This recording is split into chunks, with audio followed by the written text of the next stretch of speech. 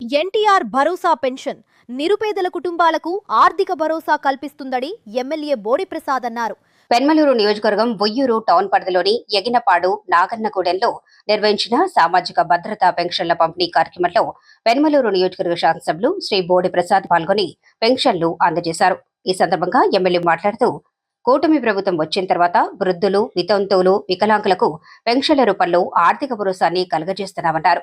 కూటమి ప్రభుత్వం అధికారంలోకి వచ్చినటి నుంచి ప్రతి నెల 1వ తేదీన ఇంటింటికి సామాజిక భద్రతా పెన్షన్లు అందించే కార్యక్రమాన్ని విజయవంతంగా కొనసాగిస్తున్నామని తెలిపారు. ఈ నెల కూడా అత్యధిక శాతం లబ్ధిదారులకు పెన్షన్ల పంపిణీ పూర్తయిందన్నారు.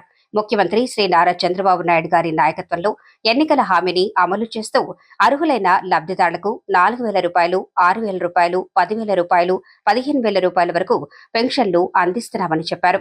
ఈ పెన్షన్లు వృద్ధులు, వితంతువులు, వికలాంగులు తదితర అర్హులైన కుటుంబాలకు ఆర్థిక భరోసాను కల్పిస్తూ వారి జీవనోపాధికి అండగా నిలుస్తున్నాయని పేర్కొన్నారు. కూటమి ప్రభుత్వం వచ్చిన దగ్గర నుంచి కూడా ఇంటింటికి పెన్షన్ల పంపిణీ కార్యక్రమం ఇప్పటికీ ఇక్కడ దాదాపు 80-90% పంపిణీ పూర్తి చేయడం జరిగింది.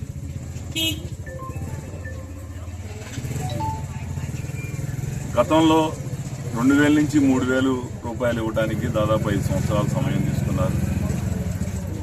కూటమి ప్రభుత్వం చంద్రబాబు నాయుడు గారు ముఖ్యమంత్రి అయిన వెంటనే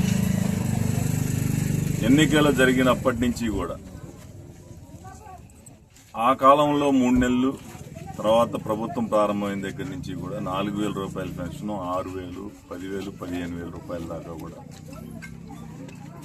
ప్రతి పెన్షన్దారుడికి పంపిణీ చేయడం జరుగుతుంది. ఇప్పుడే ఒక కుటుంబంలో చూశాను.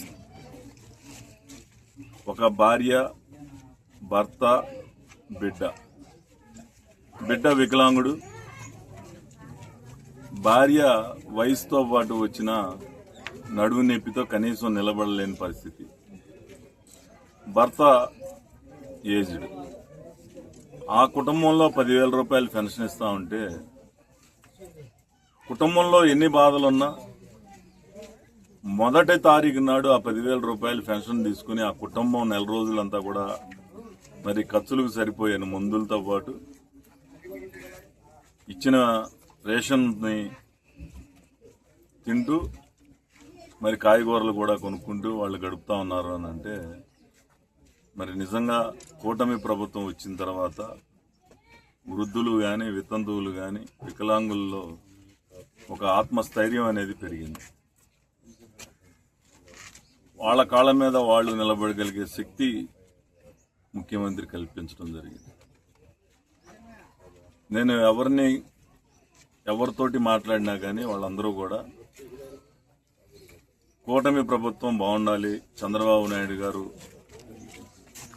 ఆరోగ్యంతో నిండు నూరేళ్లు పరిపాలన అందించాలనే దీవిస్తూ ఉంటే మాకు కూడా చాలా ఆనందంగా ఉంది. మొదటి తారీఖు నాడు ఈ పెన్షన్ల పంపిణీ కార్యక్రమంలో పాల్గొంటున్నాం. అలాగే కొత్త పెన్షన్లు కూడా త్వరలోనే మంజూరు చేయబోతా ఉన్నాం.